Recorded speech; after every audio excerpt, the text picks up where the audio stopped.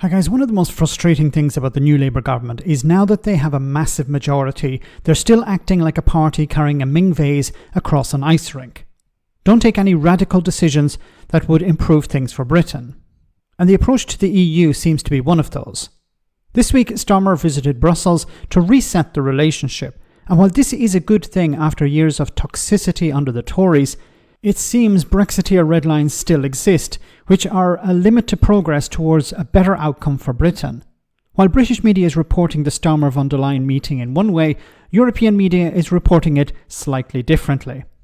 Yeah, I mean, it's hard to say whether this went according to plan for Starmer because no one's really sure what the plan is. So since being elected, Starmer has said he wants a reset in UK-EU relations, which of course were very bad during the previous Conservative government, and the EU has been happy to hear that. However, he hasn't really come out with anything tangible in terms of ideas for how to change the post-Brexit relationship. And in fact, he's maintained the same red lines as the previous Conservative government, as Boris Johnson. So he said no alignment with EU law, no entering the single market, no joining a customs union, and no free movement. And that has really tied his hands in terms of what he can actually get changed in terms of the relationship. So when he exited the building here behind me, the Berlaymont EU headquarters, he really didn't have anything. So after this meeting with President von der Leyen, they agreed only to hold more meetings. They agreed to have regular UK-EU meetings starting early next year. Believe it or not, that is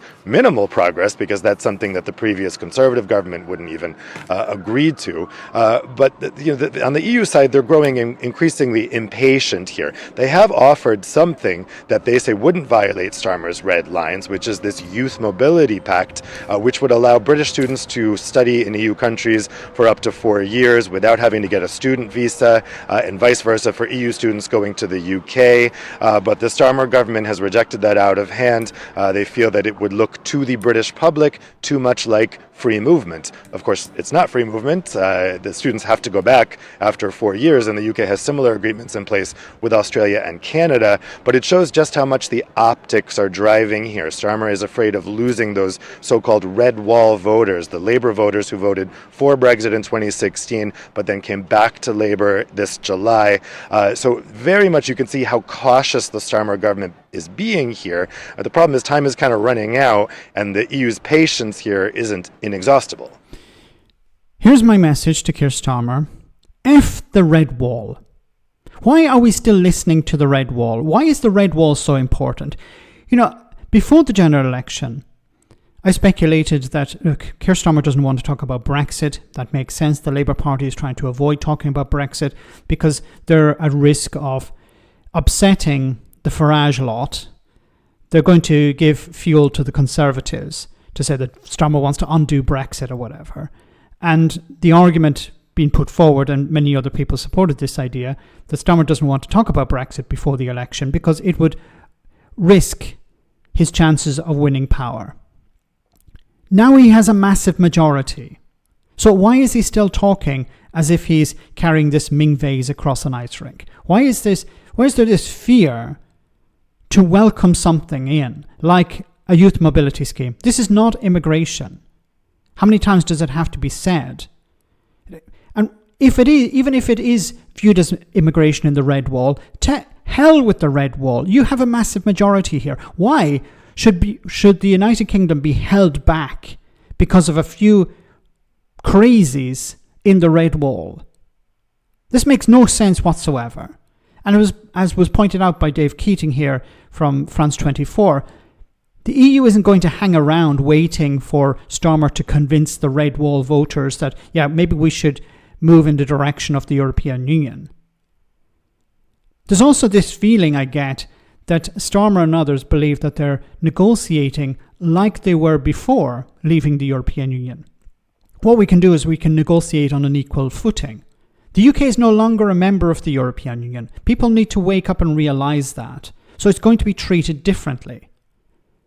And I keep saying the European Commission, the European Union, is a bit like a ministry.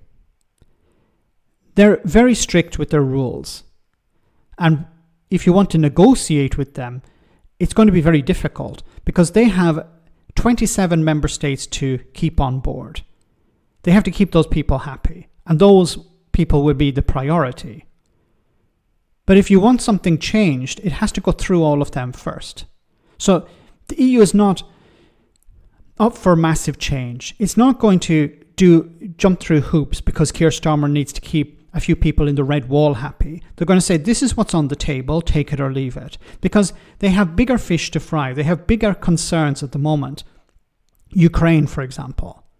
So they're not going to hang around and say, look, Keir, we'll wait for you to convince a few people in the red wall that they should welcome something like a youth mobility scheme, which is not immigration, which is not the same as freedom of movement. It's a very limited scheme.